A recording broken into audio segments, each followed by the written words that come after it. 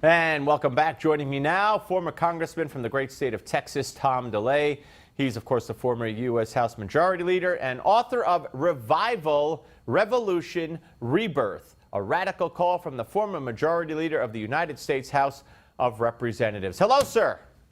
Hello, Steve. All right, lots to get to. Let me ask you the significance, if any, in your mind, of Paul Ryan today coming out and saying he has actually voted already and he voted for Donald Trump. Is he feeling heat, or is there no big deal, or what? I'm not sure it's a big deal. He's already made so many people mad that he's not going to turn them around by saying that he's voted for Trump. He needs to be focused anyway on re-electing the majority in the House. So I think he's playing it low key, and he's out there working to elect members of Congress. All right, fair enough. That's a good response. I wish he would have taken a different tack from the beginning, but he didn't, and that's okay. So let me ask you, sir, as we are a week away. I mean, can you believe, after all we've been through, you and I together on these airwaves, that we're a week away? What do you think, before we get into the minutia, what do you think is going to happen? Well, I'm not sure. I really believe there's an undercurrent out there, and a lot of it's above current, of people that want to change, and they think they're going to get the change from Trump, and if they turn out, I think he's got a shot to winning. It's still very difficult, but we're going to see how many people in America know that Obama and his presidency is a failure and Hillary is a crook. And they want a big change in Washington, D.C. So today, the New York Times came out and I guess begrudgingly admitted that there apparently is no connection, according to U.S. officials, between Donald Trump and the Russian government. But yet, it hasn't stopped the left in their lambasting of James Comey from saying that Comey is hidden and won't talk about the Trump-Russia connection, yet he is willing to say that there's an investigation going on with Hillary's emails. This Trump-Putin-Russian connection nonsense, I hope this puts a stop to it. Well, it is nonsense, and I think early on, a few weeks back, the New York Times was saying that 13 agencies has said that the Russians are doing the WikiLeaks, and they never said there was a connection between Trump and Russia, but they were inferring that there was a connection. And I think everybody's missing this Comey thing. You and I were talking back in May or June, and I told you then that my sources in the FBI, in the FBI had a slam dunk case against Hillary Clinton. And if the Department of Justice does not prosecute Hillary Clinton, that those FBI agents are coming out. I guarantee you, because my sources tell me that a week or so, well, actually a few weeks ago, almost 100 agents were threatening Comey that they were going to resign.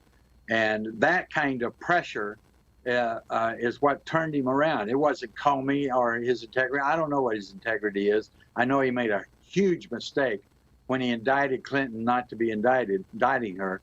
But now he's trying to turn that around. And of course, he had to do it now or have all these FBI agents resign. That would have probably been a bigger story than what Comey did. All right, so are you saying that there would have been kind of a mass exodus at once prior to the election as a form of protest by these 100 or so FBI agents? Is that what you're saying? And to prevent that, Comey did what he did? That's exactly what I'm saying. He got the pressure, he got the notice. He understood as far as his own job and being able to go forward in his own job and his reputation. If 100 FBI agents resigned before the election, he would have been toast. All right, but let me ask you this: did he get lucky that they found all these thousands, hundreds of thousands of emails on Uma's the other computer in Uma's house, or would he have done something? What if they didn't find those? Were those same agents based on you know, the earlier press conference where he basically played judge, jury, and prosecutor, and that's what upset the FBI agents, I would imagine. What could he have done if there wasn't the UMA case now to quell the mass exodus? Those FBI agents didn't stop working. It's taken them this long, a few months, to get to this point, and they didn't stop working. So the investigation, he said it was closed, but as far as those FBI agents were concerned, it wasn't closed, and they were going forward because they knew that they had to come up with some new information or some new evidence in order to get Comey to open up, particularly when he has this kind of pressure coming from his own agents. Wow, very, very, very interesting. All right, let me ask you about the White House. Why do you think the White House has stood alone in not jumping on the bandwagon against Comey? We've seen it from Hillary, everybody on down, all of her surrogates, everyone on the left in the political circles, of course, the media. Why do you think the White House is saying we're not questioning his integrity? He's not trying to influence an election. Any thoughts on that at all? The end of that quote is, we're not going to defend him or deny that he did it or whatever that, but the end of that quote is and we're not going to go down with the ship. So do you think, all right, let me ask Hillary, you this. you're on your own. well, you know, Cheryl Atkinson, who was with us, we're gonna hear from her again. She was with me on America Talks Live, and she said that if they found anything, she didn't say they did, but if they found anything on that computer related to national security, then probably the White House would have had to have been briefed already. So speculating, if we want to play the speculation game, it's possible that if that were the case, they might already know that Comey's not screwing around with an election, that they really found some stuff. Do you think that's possible? Of course it's possible. You think that the FBI director, first of all, we do know that he went to the Attorney General, and you don't think the Attorney General didn't pick up the phone and call Clinton? Come on, you live in a... and Obama, right? Oh, absolutely. They've been talking all along. That's why Clinton met the Attorney General on the tarmac. I mean, they've been talking all along. We just haven't had an opportunity to prove it. And what do you think? What do you think, Congressman? The conversation. There's a report out today that yesterday Comey and Lynch met. Now, this is in the aftermath of Comey's statement or letter to the Congress, which came in the aftermath of Lynch basically telling him not to do it. So what do you think, if you were a fly on the wall, and it's serious here, what do you think that conversation sounded like, or how it went, or what was discussed yesterday between the two? What you know, when in your own business and how you deal with people, if Comey picked up the phone and called Lynch, don't you think he told her what he had? and of course, she probably went nuts and said, "Don't do it, don't do it, don't do it." But he says he's going to do it, and she calls up the White House. The White House says, as I said before, we're not going down with this ship. Yeah, no. What do you think this country would be like if Hillary wins? First of all, would Obama pardon Hillary on the way out?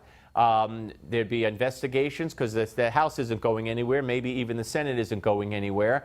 And plus, you would have, on the real negative side, too, you would probably have Loretta Lynch or someone just like her as Attorney General, you know, again, keeping the lid on everything Hillary, trying to squelch everything and keep everything hidden. So what kind of country would we be living in starting in January if Hillary wins under these circumstances?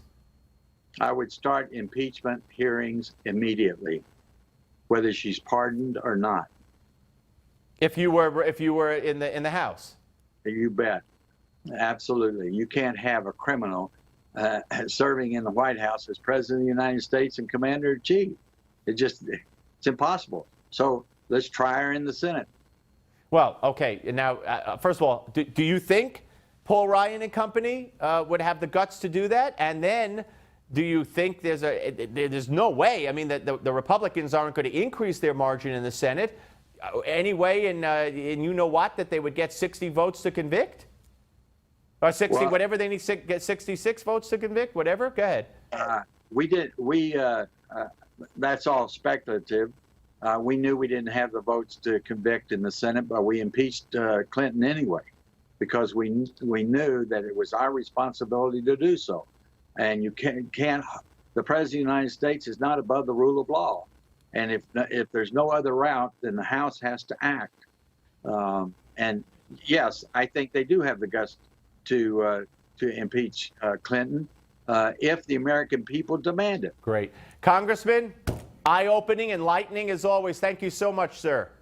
Thank you, Steve. Good to be with you. All right, Congressman Tom DeLay, ladies and gentlemen. Up next, as I mentioned, my interview with Sharyl Attkisson from the Noon Show, America Talks Live. We'll discuss the FBI case, Clinton, and the failure that is Obamacare, and her show as well. So that's all straight ahead. Please do not go away. We're coming back.